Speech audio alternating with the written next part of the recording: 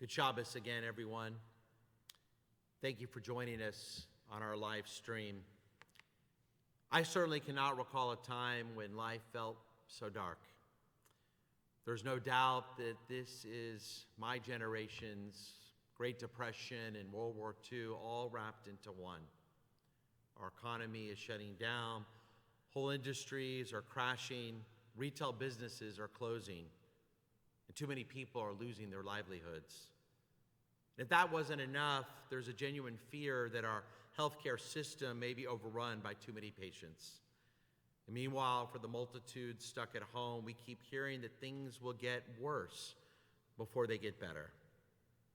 We're left with so much uncertainty, whether we like it or not.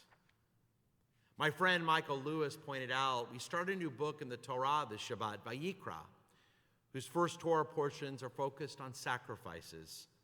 The translation of the root of the Hebrew word for sacrifice, korban, means to draw near, which is exactly the opposite of what we're being told to do now. None of us could have ever imagined the time in which we are now living in. I remember 3 weeks ago, we had a fairly full Friedman Levitt sanctuary. We talked about social guidelines and we started social distancing. 2 weeks ago, we were still able to do a bar mitzvah for two wonderful young boys. We gathered in the Barak sanctuary, we kept our social distancing, and the service was only for those guests of the B'nai Mitzvah. 1 week ago, we gathered with just 10 of us here in the Friedman Levitt, but we were still able to do the bat mitzvah of a young female. Tonight, there's no B'nai Mitzvah. It's been postponed till the fall. And in the Friedman Levitt sanctuary this evening, it's just me, the cantor, and our sound tech, Philip Langless. It's hard. It's hard for all of us at this time. We miss each other's company. We miss friends, family scattered about, whether here in this city or throughout the United States or the world. It's time like no other. And as tonight, as we begin another Shabbat, it may be hard to be optimistic about what the future may hold. But my friends, we as Jews have known these times before. No other people on the face of the planet have known more tragedy than us.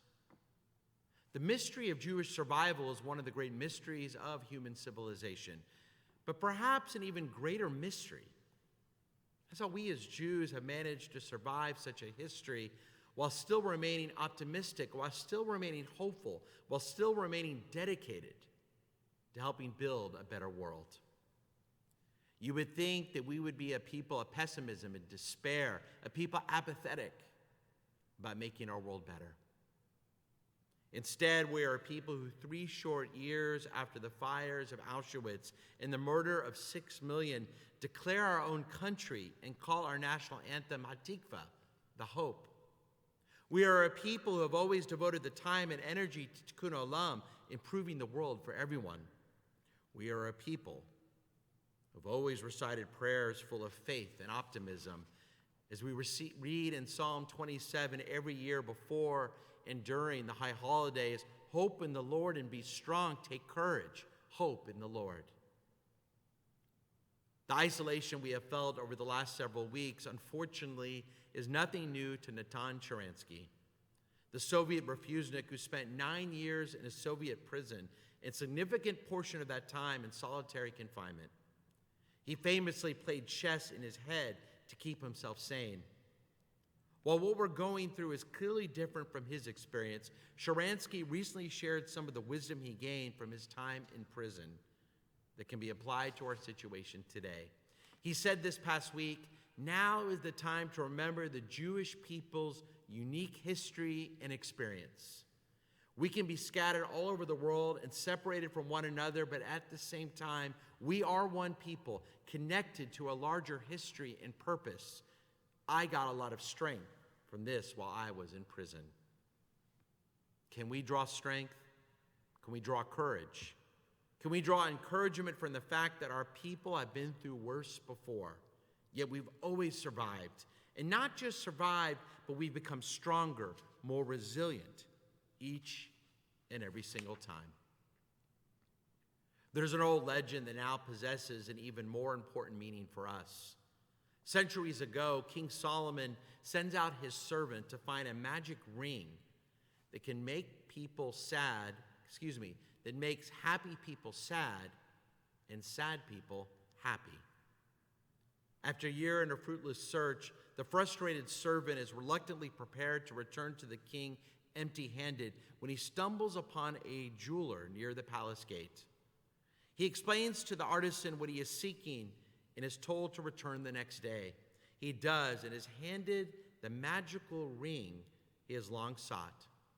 Carved into the gold were the words, Gamzu Ya'avor, this too shall pass. When life is proceeding flawlessly, do not assume permanence. A fumble is unavoidable. And when life is proceeding miserably, do not assume permanence. From the depths, there is always ascension. Immersed as we suddenly are in the surreal, the bizarre, the unexpected, the unbelievable, we must look beyond the unnerving moment. This now is not forever. As hard as it is in the present, this is not the end of the world as we know it. Yes, we must be overly cautious. We must be extremely careful. But Gamzu Ya'avor, this too shall pass. My friends, the deepest test of our day is not medical. Rather, the deepest test of our day is in the midst of this unprecedented pandemic. Can we remain moral? Can we remain calm and collected? And can we remain positive and optimistic that life again will return to normal? Maybe life will be even better. Among the many poems I've read recently, here's one of my favorites. And the People Stayed Home by Kitty O'Mara. She writes, and the people stayed home and read books and listened and rested and exercised and made art and played games and learned new ways of living, of being, and were still. And they listened more deeply. Some meditated, some prayed, some danced, some met their shadows. And the people began to think differently. And the people healed. And in the absence of people living in ignorant, dangerous, mindless, and heartless ways, the earth began to heal. And when the danger passed and the people joined together again, they grieved their losses and made new choices and dreamed new images and created new ways to live and heal the earth fully as they had been healed. We can be healed. We will be healed. And to be optimistic is not sugarcoating the grave challenges we now face. It's not sugarcoating those challenges. To be optimistic is to help us overcome this great challenge and become even better people when this is all done, like our people have done for centuries. Now is a time to turn to our tradition, to turn to our values, and turn to our timeless stories that have carried our people through so many previous hardships.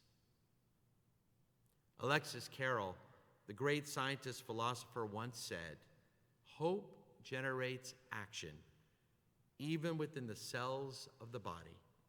Hope generates action, even within the cells of the body. With hope, we as Jews can say to our fellow Americans, we can and we will overcome. Nothing will stand in our way of making a better tomorrow. As we start to prepare for Passover, let us have the confidence Elijah will still enter our homes with the hope and anticipation of that better tomorrow. Now let us turn to words of hope as Cantor Finkelstein leads us, and you'll never walk alone.